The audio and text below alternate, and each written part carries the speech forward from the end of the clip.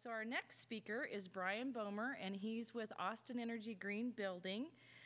He's a green building and sustainability consultant.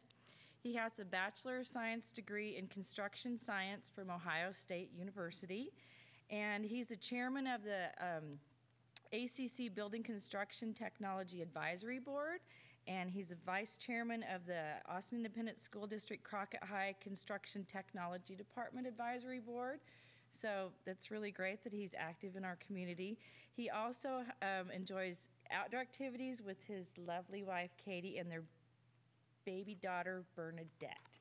So please welcome Bryan Bomer.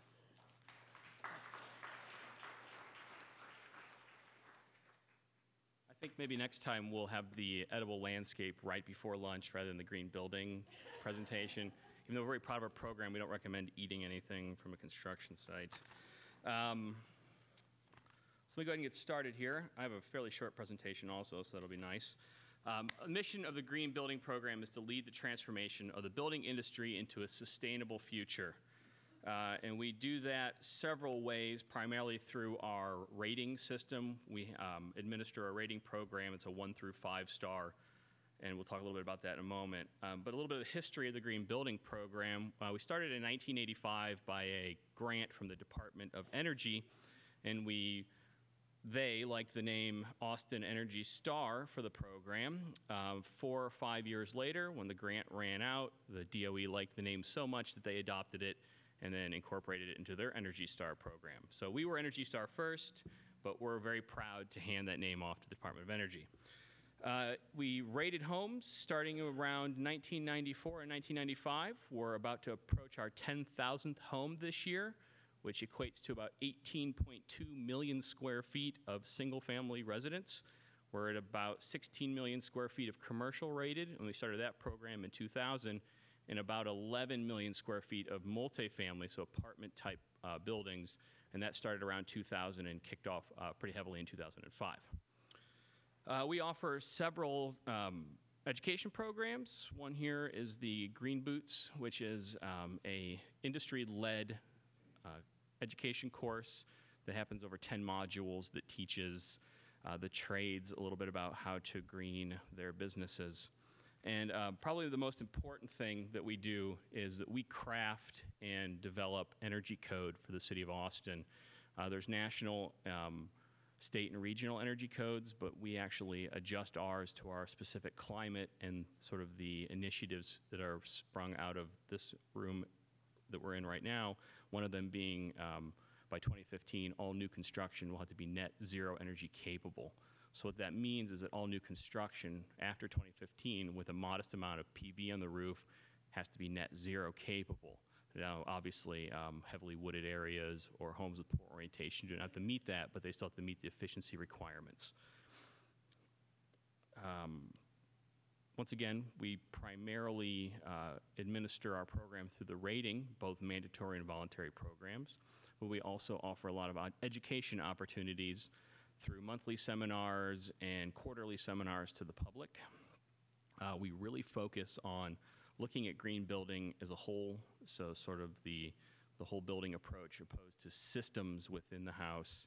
And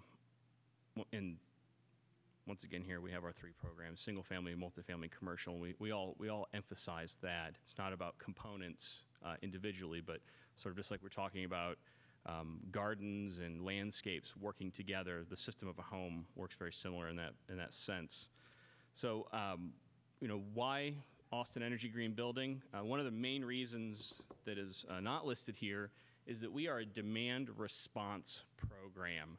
So our goal is to reduce peak demand in the summertime so that we're not, as a utility, forced to go out onto the market and purchase electricity at extremely high rates or make the decision to buy more or to create more generation.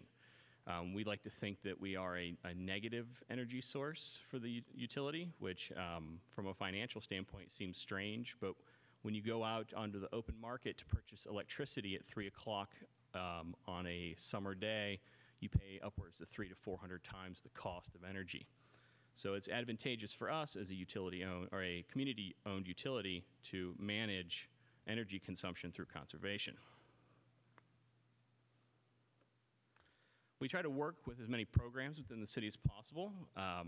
We have air quality. So we talked a little bit earlier about how Jake helped start the program here in the city for that. And we're very proud of these programs, and we try to integrate them as much as into our systems, and then vice versa. Example, this green landscaping course, the Green Garden. There are several elements to our rating that require landscaping coordination, and so we like to make sure we're doing the right thing by coordinating with other city departments. We required construction waste management in all of our 2, 3, 4, and 5-star participants, and that's because as the city was moving forward with zero waste, we noticed that upwards to 40% of what was going into the city dump was construction waste during the boom of construction. It's not so much anymore. But as a department, we felt that we could have an impact on that. And what has really spurred out of that is a construction waste management establishment within the city of Austin. Several successful companies have come out of this program, and we're pretty proud to help spearhead that.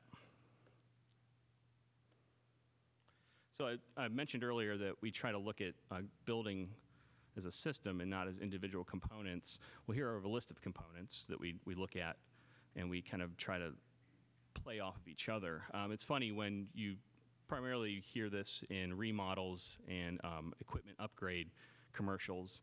Upgrading your air conditioner will save you 25%. Upgrading your windows will save you 20%. And plugging in this fancy little device in your appliances that give you a readout will save you 10%. Well, those don't all add up to 60% savings or 55% savings like people wish they did.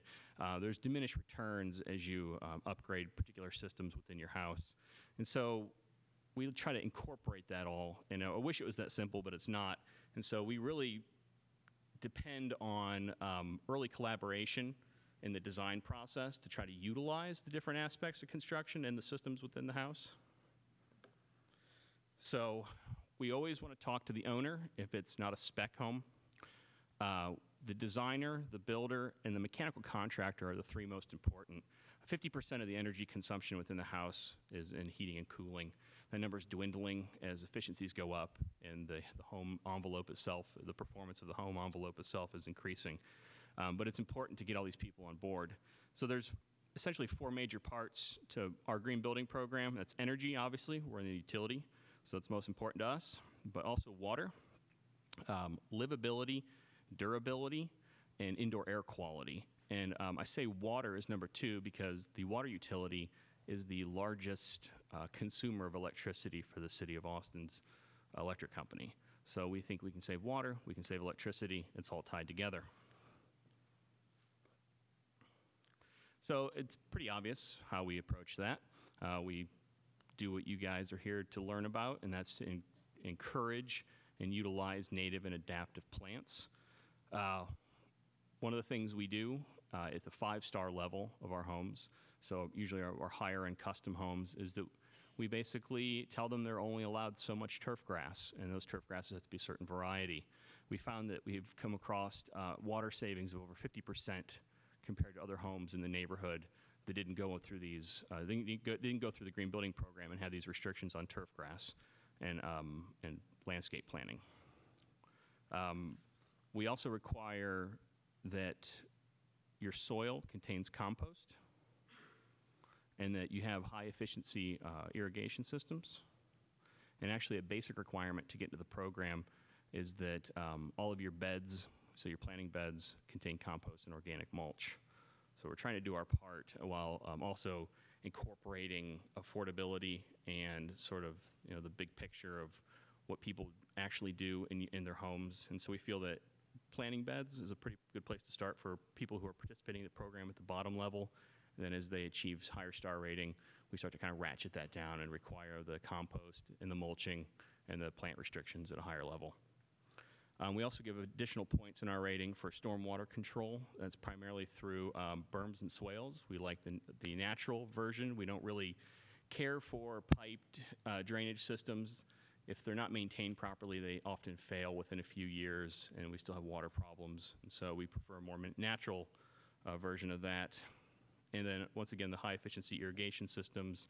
The city has adopted pretty strict regulations on irrigation, and we're very happy about that because it makes my job a lot easier because I don't know that much about irrigation systems, so I rely heavily on the client to give me the information on what they did and hope that they're doing the right thing and try to follow up the best I can. But one of the things that we do require at the 5-star level is a soil moisture monitoring system. I don't believe the city requires that. So one of the people always come to me and say, what's the big advantage of rating a home through the Green Building Program? And I wish I could say guaranteed energy savings, but we can build you the most energy efficient home in the world, but until you move in and start using it, that's when everything changes. It's all about occupancy behavior. If you put 7 TVs in your house and have a refrigerator in the garage, there's nothing we can do about that. We've provided you with a good shell, but you're the one that operates it. So we don't do any energy savings guarantees or anything along those lines, but we are a third-party verification of how your home was put together and the systems that go into your house and how they do perform. We also feel that there's market recognition. Once again, we're about to hit 10,000 homes. That's a pretty big number here in the city, if you think about it. And we do notice increased value, and the homes don't sit on the market quite as long as other homes, just built to code standards. And really, it's a measuring stick. You can say we have these baseline homes, which are code homes, and then the system of rating a house. And so you have this opportunity to really take a look at the homes in your neighborhood and build a baseline and then a better than baseline comparison. So once again, some of the education outreach programs that we offer. We do a quarterly Green by Design seminar. It's an all-day seminar that goes over all the basics of green building. We really encourage homeowners, but we do see a lot of professionals attend this. There are points available in our rating for folks who do attend and then build a home through our rating. One thing to note that 2 or 3 years ago when the home building was at its boom, we were rating maybe 25% of newly permitted homes in the city. Today, we're over 45%. So you can see the importance from a market standpoint for people to integrate green building and to have their homes rated.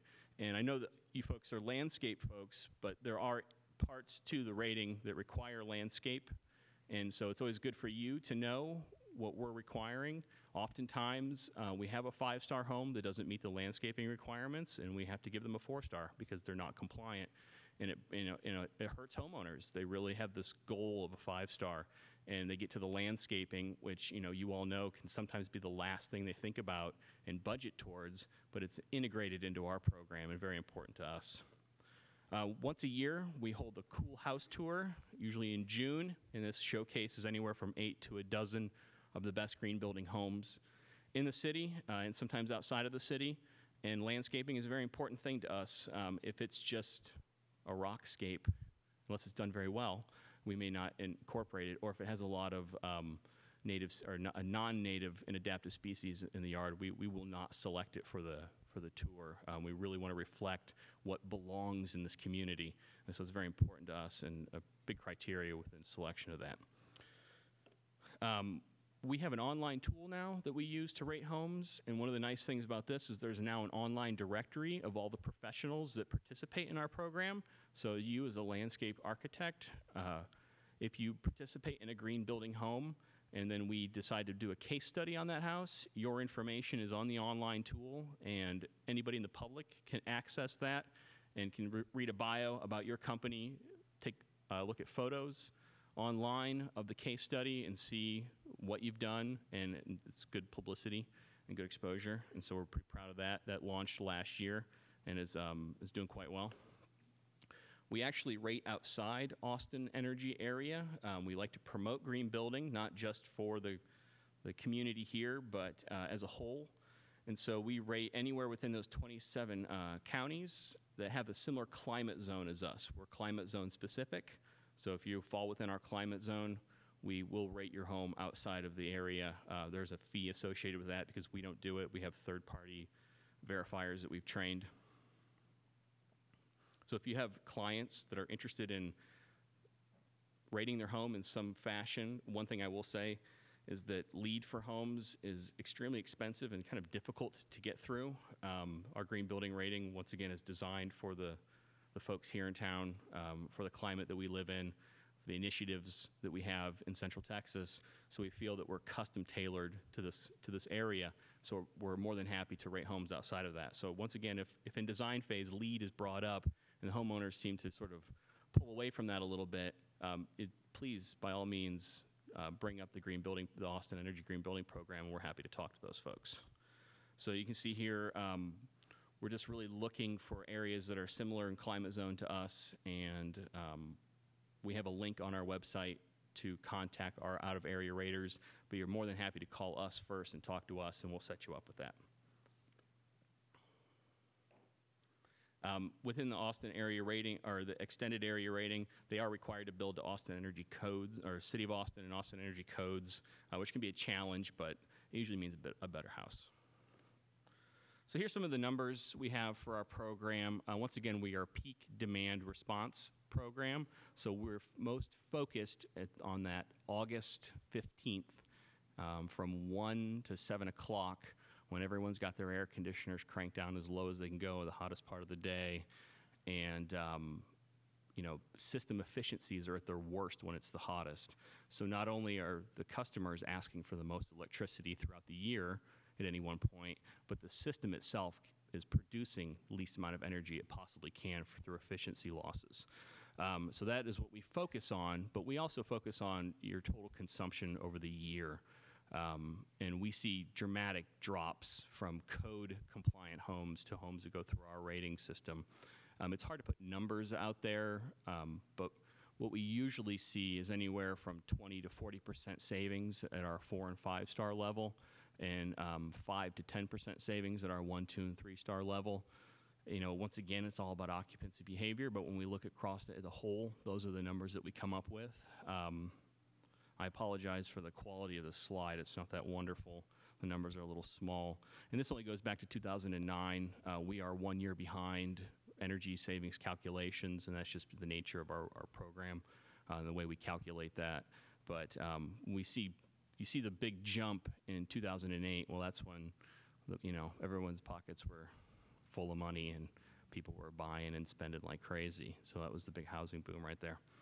But once again, we do see at least 30% savings in water consumption, and that's inside and outside the home, but primarily outside of the home because of our requirement of native and adaptive species in the landscape. And here are some numbers just basically from the green building water savings. These are in thousands of gallons, and these are projected numbers. So 18,000 times 1,000 is 1.8 million, right? Nobody challenged me, so we'll go with that number. Okay. And then we talked earlier about construction waste, which is a big part of a city initiative here. And you can see our construction waste numbers are only growing. We have that 1 year in 2008 where there's a big influx. But our 2010 and 2011 numbers have come back, and we continue to grow this number out considerably. At first, it was 40% diversion. We're seeing 70% waste diversion at this point. And at some point in the near future, we're anticipating 90% waste construction diversion. And that's all I have right now. If you have any questions, I'm happy to answer. If not, I'll stick around a little bit after the break or at the end of the presentations to answer some specific questions if you have on your home or clients' homes from a green building standpoint. All right, thank you.